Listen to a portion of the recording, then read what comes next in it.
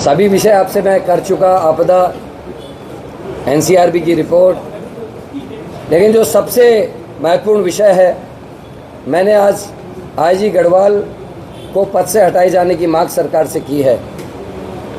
Monu bowler का जो प्रकरण है, जिसमें 50 करोड़ की संपत्ति फर्जी कागजात के आधार पर खुर्द-बुर्द करने का मामला सामने आया है, एसआईटी का गठन हुआ। मोनू बॉलर के साथ साथ आईजी स्वरूप जी के दफ्तर से संबंध रखने वाले 2 पुलिसकर्मी भी गिरफ्तार हुए हैं और ये 2 पुलिसकर्मी एक बड़े अधिकारी के आदेश पर पिथौरागढ़ से यहाँ संबद्ध किए गए और उन पुलिसकर्मियों के द्वारा रोज़ 4 से 5 बार मोनू बॉलर से बातचीत होते हुए पाई गई है। हम उन बातचीत को रिकॉर्डिंग की मांग करते हैं और उसकी जांच की मांग कर रहे हैं, क्योंकि हो सकता है उन पुलिसकर्मियों के फ़ोनों से किसी बड़े अधिकारी ने मोनू बॉलर से बातचीत की होगी।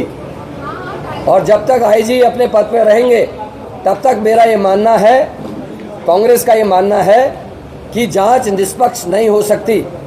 किसने उन 2 पुलिसकर्मियों को पिथौरागढ़ से यहाँ संबद्ध किया, किसने उनके दूरभाष, उनके फ़ोनों से मोनू बॉलर से बातचीत की, उस पर खुलासा होना चाहिए।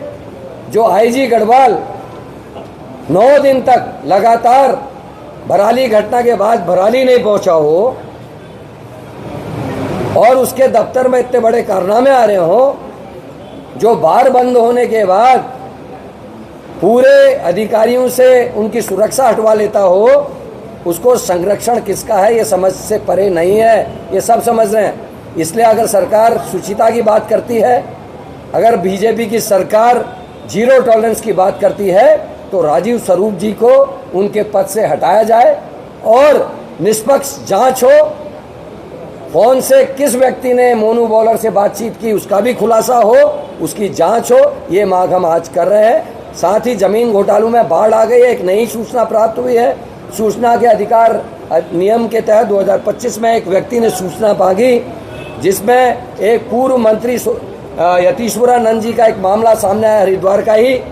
मोनू बॉलर का मामला भी हरिद्वार का है और यतीश्वरानंद जी का भी, जिसमें एक व्यक्ति से आधी ज़मीन खरीदी गई, आधी ज़मीन का दाननामा कर लिया गया है और वो बड़ा मामला सामने आ रहा है। इस पर भी जल्दी हम लोग जांच की अपनी तरफ से भी कोशिश करेंगे, आगे तथ्य निकालने की। हम सरकार से